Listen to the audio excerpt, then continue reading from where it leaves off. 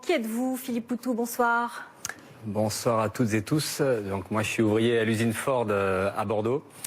Et à part Nathalie Arthaud autour de ses pupitres, je crois que je suis le seul à avoir un métier normal, un travail normal. Et justement, on nous met dans la peau du petit candidat, de celui qui représente rien, de celui qui n'a pas sa place ici. Ben, je crois qu'on peut parler, nous, au nom de millions de gens qui souffrent de la crise, qui souffrent de cette société, qu'on ras-le-bol même de ce rouleau compresseur capitaliste qui détruit tout sur son passage, qui détruit à la fois les droits sociaux, mais qui aussi détruit l'environnement. Donc exprimer cette colère-là d'en bas contre des ultra-riches, en plus des richesses indécentes. Hein, on le voit, on aura l'occasion d'en parler ce soir certainement. Contre ces politiciens aussi corrompus. Il y en a qui se reconnaîtront ici autour de la salle ou autour des pupitres. Ras-le-bol aussi de ces politiques réactionnaires, de ce racisme, de cette xénophobie, une ambiance qui essaie de retourner le mécontentement des gens contre les immigrés, contre ceux qui essaient de survivre dans des situations dramatiques. Donc voilà, c'est cette colère-là que je veux exprimer dans cette campagne-là, que je veux aider à porter cette parole-là. Donc dénoncer ce système capitaliste et en même temps aussi apporter une note d'espoir, de dire qu'un jour ou l'autre, et en tout cas très rapidement, ce qui sera d'actualité pour nous, c'est de riposter, de retrouver confiance dans nos propres forces et de mener des batailles pour changer tout ça. Merci Philippe. Il se retourne vers nous peut-être. Vous êtes avec nous. Vous êtes avec nous. Un président exemplaire, c'est quoi pour vous? Je ne vais pas reprendre directement la question, parce que je pense que c'est la séquence émotion du débat. Parce que c'est vrai que non, mais question de moralité politique, en politique, on est servi quand même depuis quelque temps.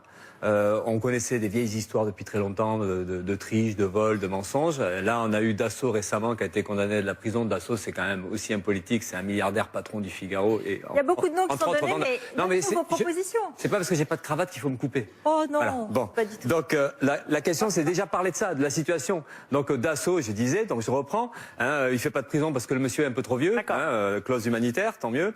À côté de ça, on a Balkany, c'est toute une œuvre, là, le père, le fils, tout le monde triche, tout ça, voilà. Donc on est dans ce contexte-là. Et là, depuis janvier, alors là c'est le régal, une campagne super, Fillon, voilà, il est en face de moi.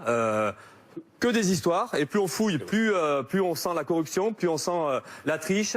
Et à côté de ça, donc en plus c'est des bonhommes qui nous expliquent qu'il faut la rigueur, qu'il faut l'austérité, et eux-mêmes ils piquent dans les caisses publiques, donc il y a quand même un petit problème de ce côté-là. Là après vous pourrez parler. Non, Monsieur Fillon, vous pourrez parler après. Comme ça. Oui, d'accord. Oui. Ah, merci. Donc bon, c'est ce que j'ai dit, je l'ai dit. Ensuite, il y a aussi Le Pen, hein, à côté. Alors, elle va peut-être réagir aussi.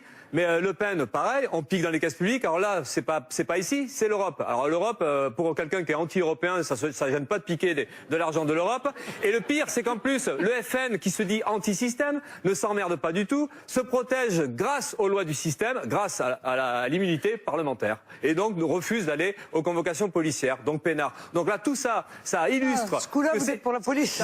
Ça illustre, ouais, quand nous on est convoqués par la police, nous ouvriers, par exemple, on n'a pas d'immunité ouvrière. Désolé, on y va. Voilà. Vous avez une chance. Le système vous protège.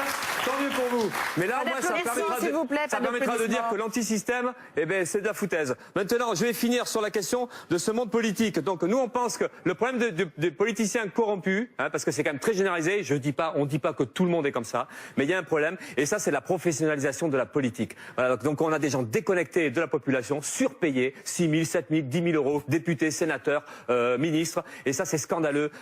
Je rappelle quand même que le salaire minimum aujourd'hui, c'est 1 100 euros, et qu'il y a plein de gens qui vivent en dessous du seuil de pauvreté, c'est à peu près 9 millions de gens. Donc tout ça, c'est scandaleux, c'est écœurant. D'ailleurs, ce que je dis là, plein de gens m'ont tweeté, m'ont dit des SMS, vas-y, balance ça, il y en a ras-le-bol. Donc c'est ça qu'on a envie de dire. Donc nous, on pense qu'il faut limiter le salaire des politiciens, maximum le salaire moyen d'un salarié. Il faut arrêter le cumul des mandats. Ça les rendra moins corrompus de baisser leur salaire? Ah ben au moins déjà ils courront moins après le poste, déjà on pense, hein, ça sera moins payé. Et l'autre truc, l'autre truc qui peut être avantageux, c'est qu'ils auront peut-être envie d'augmenter plus facilement le SMIC et les salaires puisqu'ils seront directement concernés. Donc non, s'il vous plaît. On est dans un débat présidentiel, chacun donne son opinion, mais peut-être pas de réaction du public. Vous êtes chacun derrière vos candidats. Un peu de sérénité et de l'écoute pour tout le monde. Merci beaucoup. Une petite réponse. Juste avant, Le Pen a sorti un mensonge, mais ça c'est une fois n'est pas coutume, sur la protection soi-disant des délégués syndicaux. Donc en fait, il n'y a pas de protection du délégué syndical, si ce n'est contre les discriminations, et encore que c'est très relatif, parce qu'en fait, s'il y a l'autorisation de l'inspection du travail, de la DDTE ou du ministère, de toute façon, il y a licenciement du délégué syndical. Juste pour rappeler que des délégués syndicaux... La réponse à la question. Oui, non, mais juste parce que... Bien sûr, allez-y, finissez. Ça raccourcira mon temps, peut-être, mais donc aujourd'hui, les délégués syndicaux sont licenciés, même révoqués dans la fonction publique. C'est le cas de certains cheminots qui sont menacés de révocation. C'est le cas de postiers qui ont été révoqués, et d'autres sont aujourd'hui menacés de révocation. Des délégués syndicaux comme à Goodyear ou à Air France ont été même menacés, enfin même plus que ça, condamnés à de la prison, avec sursis finalement, mais quand même. Donc c'est pour dire, quand les délégués syndicaux sont convoqués par la police et la justice, ils y vont. Voilà, pas contrairement à d'autres qui se protègent par le système. Donc voilà, c'était pour rappeler tout ça. Par quoi remplacez-vous la fonction de président, puisque vous n'en voulez pas? On parle des institutions aujourd'hui. Pas de souci. En fait, nous, on veut une démocratie directe. Aujourd'hui, il n'y a pas de démocratie réelle. Il y a une représentation politique qui est complètement discréditée. D'ailleurs, il y a plein de gens qui ne croient plus. Ça va se traduire certainement par pas mal d'abstentions, parce qu'il y a un ras-le-bol de tout ça. Au-delà des affaires, il n'y a de toute façon aucun crédit de ces gens-là. Donc nous, on discute d'une démocratie directe. Et on pense qu'aujourd'hui, c'est le cas à Notre-Dame-des-Landes, par exemple, à Bure ou à Sivins, c'est un des cas de projets complètement dingues, destructeurs de l'environnement, où la population devrait pouvoir décider. Il devrait y avoir tous les échelons de la société. Il y a eu un référendum, Monsieur Poutou. Il y a eu un référendum à Notre-Dame-des-Landes. Un référendum. Ouais, mais un référendum trafiqué. Parce que ça existe, ces référendums. Mais un référendum, c'est pas la solution. Et puis quand il y en a des vrais, de toute façon, on ne tient pas compte de la vie de la population. C'était le cas en 2005. Donc en fait, donc la seule garantie de démocratie, c'est que la population elle puisse décider directement. Sinon après, voilà, on a un pouvoir qui fait ce qu'il veut.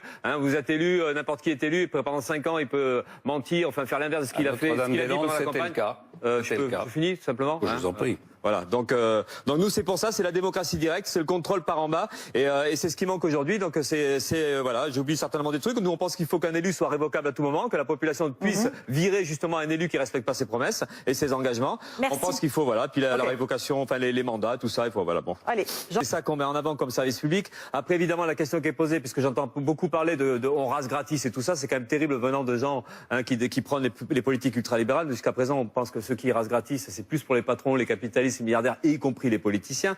Quand on voit même un Fillon qui se dit préoccupé par la dette, mais il y pense moins quand il se sert dans les caisses publiques, quand il paye sa famille. Donc nous, par rapport à la dette, nous on pense qu'il faut. Je vais faire une petite remarque à Macron, parce que en fait. Vous avez parlé à un moment donné que la pénibilité c'était pas bien d'en parler pour le travail, qu'en fait le travail c'était bon. Allez-y. Et c'était émancipateur. Et en fait ça se voit que vous connaissez pas grand-chose au travail et que à force d'être banquier, énarque et puis ministre, mais finalement on comprend pas ce qui se passe réellement. Donc il y a une véritable souffrance au travail. Et